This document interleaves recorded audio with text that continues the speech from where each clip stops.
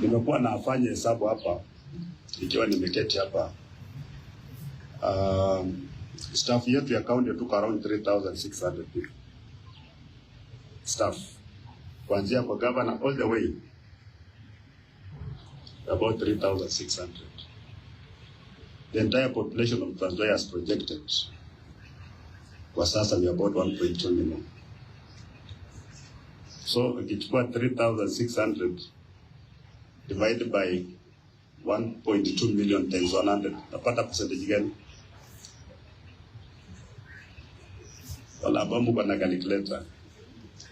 3,600 divided by 1,200,000 times 100.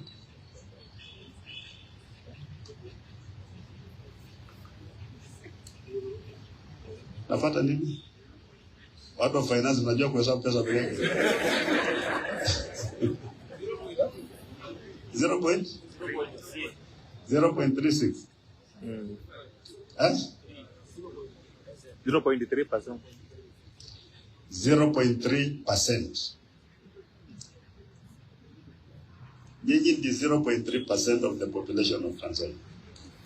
Kumaanisha kwamba 99.7% ya watu wa Nzoia wafanyi kazi wa county government ya Nzoia.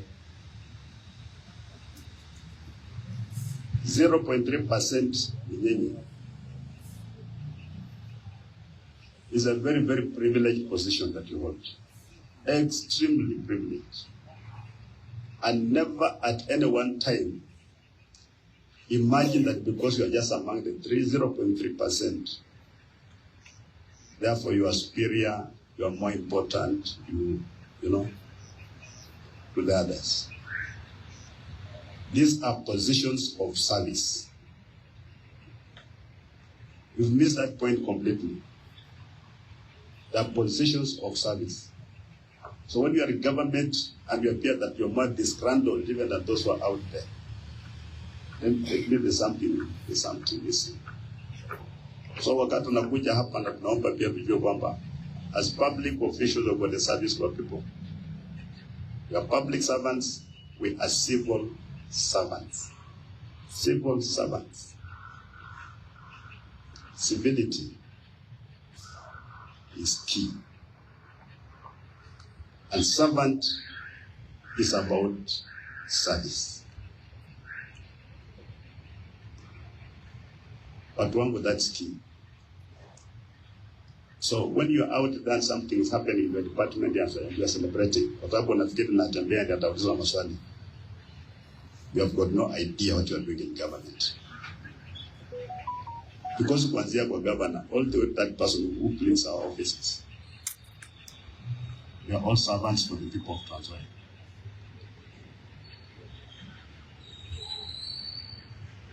Sometimes I feel that sometimes as a governor in this country, I am a bit targeted. I don't know why, because I'm held to a higher standard. I've got no idea why. And even somehow, my own staff tend to hold me to that standard. Because nasikia juzi mlikuwa mnalalamika sana kwamba mjapata mshahara ya mwezi mmoja. And then there are people who and even since May in this country, in Kenya hawajapata mshahara. But we make a lot of noise. Now, there are people even who collect revenue on behalf of the county government and don't collect in that revenue. But at the end of the month, you expect to be paid. Or you are nicking that revenue. So if you did your job properly, I will not be even waiting for any disbursement from the national government. If you can cushion just ourselves for 2 months, kwamba even on our CRF, we have got enough money to last us for 2 months. I'm sure you will never have delays when you pay payment of your salaries. It has never happened since I came into office. We've really tried. And when we encounter some of these challenges, there are very, very plausible reasons for it. So a service that works together as a team, we can't be the ones who are shouting. We should be able to understand and explain this thing to others who may not be understanding. But if you're a chief officer, you're the first person complaining and says, you're a chief officer. What do you expect as a body staff to say?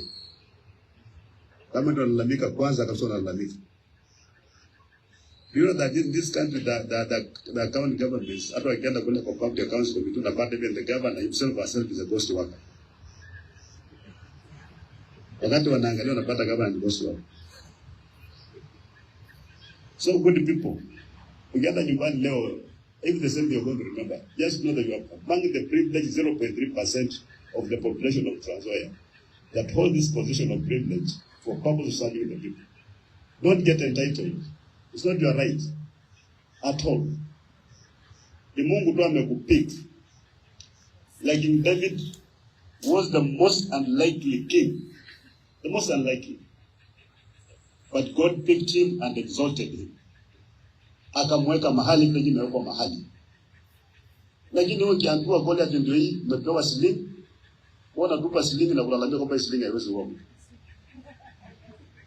You just complain it cannot kill. Tayari, the mind itself is defeated even before you face the challenge. So then why are you occupying that position if you already make any significant impact? And when God gives you these positions, let me tell you, good people, because I've seen colleagues who have worked and have retired and have gone home. You'll go home, and for the rest of your life, you'll be judging yourself. Your conscience will trouble you so much. Utakonda, utakuwa mgonjwa, utakuwa naota vitu mbaya mbaya peke yake, kwamba umeanguka kwa choo mara. Because you are given the privilege of service, you misused it. Kuna mtu ambaye au ako pale nje labda afanye kazi kwa serikali, lakini anaomba tu Mungu, so nipatie nafasi hata nisilipwe. Hata nisilipwe. There are so many guys out there who are saying, wacha tukuje kufanya attachment ama internship, don't even pay us. Because you're sitting in the house is torture. Counting hours from morning to evening. Umekaa, you have got nothing to do is torture. Lakini wewe kuna kazi unafanya, unakuja unaingia kwa ofisi, but it's like you're forced even to stay there. Kama ni daktari ukiona mgonjwa anakuja, you get angry. Mgonjwa anakuja na unakasirika. So why is that office? Ama ulipeleka wale kwenda kufanya kazi gani? Ama wewe mtu ya finance ya merchant comes anasema vocha yangu iko wapi, na umekasirika na vocha iko kwa drawer yako. And you are just angry. Unasema kwenda kuuliza Natembea. Sasa bwana anakuja mzuri namna gani? So even as we sit here and looking very holy because the client is here. When we go to the office, can we have someone with ourselves? Ama namna gani? Because here in this world, it's just about doing the right thing. We are not here for a long time. Ile muda ambayo tuko dunia ni kidogo sana. Don't assume you're going to be here forever. But the short time that God has given you to be here, why can't you do the right things? Tufanye tu mambo tu mazuri and serve our people. You know, when somebody Kenyan serving out there, unaona mtu anahangaika huko nje. Wewe jiulize, mimi as a government official, what could I have done to assist this person but I have not done? Useme tu serikali just an first thing. You go to hapo, but government is you. The exemplification of government. When you want to touch government, you touch a public official, you touch a public servant, you touch a civil servant. That's government. It's not just an abstract thing. So leo tukitoka hapa, ndio tujiulize kabisa. Because you know, a football team kwa mfano kama iko na 11 players and one of us chooses to play for the opposition, can you win that game? No. You can't win. Hata kama jamani goalkeeper na wakati wanakuja kufunga na dive vizuri, but diving in the opposite direction. Mnasema alijaribu, lakini anajua alikuwa anajaribu but imenunuliwa. So all of us, right from that person who cleans, who makes your tea, who opens the office, to the enforcement officer, all to the governor, we are all servants of people from Nzoia, and we are a team, one team. Anytime you are talking nonsense out there in Christian government, you don't know what teamwork is all about. And if you feel you're not happy in government, mbona unafurahi kuwa ndani ya serikali na unafurahi kupata mshahara? Because the best thing is just to exit and give space to somebody who wants to come and serve the people. Ama namna gani watu wetu? Sitakana kuwa tu hivyo. And you are a supervisor. When you sit at that office, you are a supervisor, you are an officer, you are a leader. You are a leader, and you know why you are there. Don't be hardened fanya hivi, hapana. And let's just do the right things, and everything will be fine. So as we finish, one of our colleagues is facing a very serious health challenge, anaitwa Sam Ojwang. He's been diagnosed with a life-threatening condition. Even as we support him to seek for medication, I also want to call upon you people to also pray for him. So ndio, wacha tu Mungu tu apate tu maombi tu from everywhere. Paka waone kwani Ojwang ni nani. Amwangalia ama namna gani? Yeah, and those who can, please, you can always visit him and pray with him. Those who have never been sick, or those who have never taken care of a very sick person, you may not know this, but the moment illness hits you, or a person very close to you, your priorities in life just change. That's when you will realize that everything is just vanity. Everything is just vanity. When you become sick and you are confronted with that challenge, your priorities just change. And as I said at the beginning, because one day tutakufa tu, just as a time will come for us to go. When you are given an opportunity in public service and you never used it well, when your time to go comes, upende uspende, you are going to face those demons. Utasaini hizo pamoja, nyuko nakaa nazo, utakuwa unazisaini. Umemeza dawa, but you are signing vouchers, unaongea vitu ambayo watu hawaelewi. Hapo mtaenda kufichwa, maana utakuwa unaongea mambo mbaya sana. Utaenda kufichwa hospitali. Those demons will come. The public service is not a place to go there and play games. No, you can still, ile pesa unaiba, utaficha mahali, ile mwenye umeficha kwake hata kupatia. You'll be cursing people. Na labda ndugu yako, ni dada yako, your closest friend umesema nimeficha kwako. Wewe futu uone kama atakupatia hiyo pesa. 80% of everything you get illegally, 80%, it will never benefit you. Actually, it will not. So you are toiling in vain. Unashikwa na pressure, unashikwa na nini wasiwasi all the time. Because you are cutting corners. Unaambia huyu, napata jamaa amefanya hivi, no, grass is always green on the other side. Sindio? What you don't know ni kwamba that grass on the other side is being fueled na maji chafu.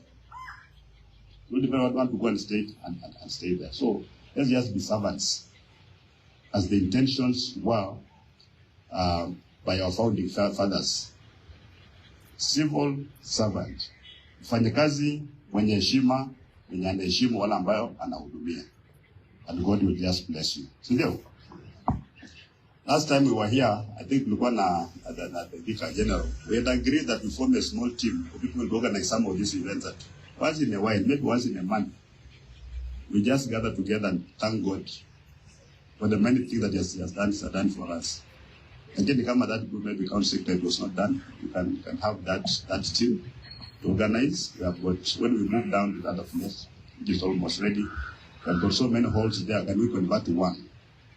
To a chapel. Senior, so that those who want to pray, hata kama lunch hour, just want to go there and pray. So kila saa kaja lunch wenda ukimbia kula nyama, kwenda kula sumu. Wakati mwingine just go and pray, senior. 30 minutes, just go there alone and pray. So we are going to convert one of those places into worship place of worship. But then we'll have to encourage ourselves.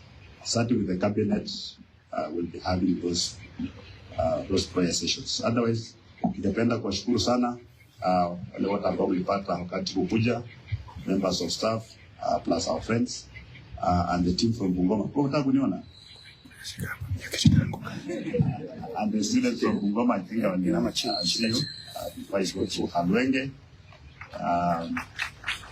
Na niwashukuru, mjue kwamba kuna voter registration imeanza. So we register as voters. So that was civic duty. To participate in public affairs also, in the election of our leaders. Because at the end of the day, the people get the leaders that they deserve. So, and the best way to participate, first of all, is registering as a voter. Kazi imeanza, fikiri ilianza jana, sisi wote kwenda to mobilize wetu wa register as voters. Kulikuwa na mchango ilikuwa inafanyika jana. Nataka nifanye mchango wangu sahi. Kwa Reverend. Ili hiyo kanisa muimalize, sio? Amen.